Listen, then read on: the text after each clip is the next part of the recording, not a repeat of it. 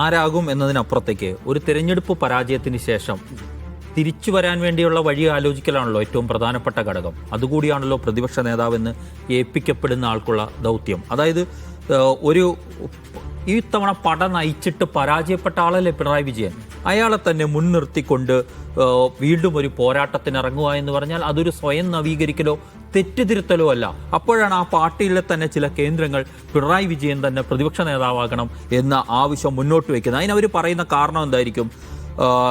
പിണറായി വിജയനെ പോലെ എല്ലാവരെയും നിയന്ത്രിക്കാൻ കഴിയുന്ന മറ്റൊരു നേതാവില്ല, ഘടകകക്ഷികൾക്ക് കൂടി സ്വീകാര്യനായിരിക്കണം എന്നൊക്കെയുള്ള സിദ്ധാന്തങ്ങളാണ്. ഈ പിണറായി വിജയൻ ഇങ്ങനെ മുൾമുനയിൽ നിർത്തി നിയന്ത്രിച്ചതാണ് ഈ തെരഞ്ഞെടുപ്പിന്റെ തോൽവിക്കുള്ള ഏറ്റവും പ്രധാനപ്പെട്ട കാരണം എന്നുകൂടി ആലോചിക്കണം. ഇപ്പോൾ CPIക്ക് മുഖം മിനുക്കണം എന്ന നിലപാടുണ്ട്.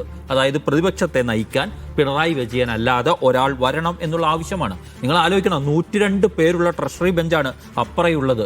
അതിനെ നേരിടാൻ കരുത്തുറ്റ നേതൃത്വം വേണം എന്നൊരു കാര്യം സംശയമില്ല. ഏതാണ്ട് സമാനമായ അവസ്ഥയായിരുന്നു കഴിഞ്ഞ 2021 UDF പ്രതിപക്ഷത്ത് വരുമ്പോൾ. പക്ഷേ VD സതീശന്റെ നേതൃത്വത്തിലുള്ള പ്രതിപക്ഷ ബെഞ്ച് വളരെ മനോഹരമായി സഭയിൽ ഭരണപക്ഷത്തെ കുരുക്കിയിട്ട് അവരുദ്ദേശിച്ചിടത്തേക്ക് എല്ലാ നിയമസഭാ സമ്മേളനത്തെയും കൊണ്ടുപോകാൻ കഴിഞ്ഞു എന്നാണ് ആ പ്രതിപക്ഷത്തിൻ്റെ വിജയം. അങ്ങനെ സഭാ സമ്മേളനത്തെ ഏകോപിപ്പിച്ച് കൊണ്ടുപോകാൻ കഴിയണം. അതിന് പിണറായി വിജയൻ എന്ന 81 വയസ്സുകാരൻ മാത്രമേ ഉള്ളൂ ആ പാർട്ടിയിൽ. പിണറായി വിജയന് തന്നെ ഇപ്പോൾ ആ സ്ഥാനമാനങ്ങളിൽ പാർട്ടിയിലേത് തുടരുന്നത് എന്തുകൊണ്ടായിരുന്നു?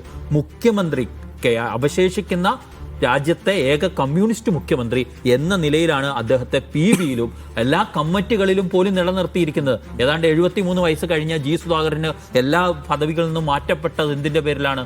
പ്രായപരിധിയുടെ പേരിലാണ്. അപ്പോൾ ഇനിയിപ്പോൾ മുഖ്യമന്ത്രി സ്ഥാനം പോലും ഇല്ലാത്ത പിണറായി വിജയനെ വീണ്ടും ഭാരവാഹിത്വങ്ങൾ ഏൽപ്പിക്കാൻ പോവുകയാണോ പാർട്ടി? പാർട്ടിക്ക് മുന്നിൽ വേറെ വഴികളുണ്ടെന്നേ. KN ബാലഗോപാലിനെ പോലുള്ള നേതാക്കളുണ്ട്. അവർക്ക് ഇതേ രീതിയിൽ കൊണ്ടുപോകാൻ കഴിയുമോ, വേറൊരു രീതിയിലേക്ക് മാറ്റാൻ കഴിയുമോ എന്നുള്ളതാണ്. കാരണം ജനം ഈ ധാർഷ്ട്യമൊക്കെ മടുത്തു കഴിഞ്ഞു എന്നത് ഈ തെരഞ്ഞെടുപ്പ് ഫലം തെളിയിച്ചതാണ്. അപ്പോൾ സ്വാഭാവികമായി മറ്റൊരു നവീകരിക്കപ്പെടുന്ന പാതയും പുതിയ നേതൃത്വവും ആവശ്യമാണ്.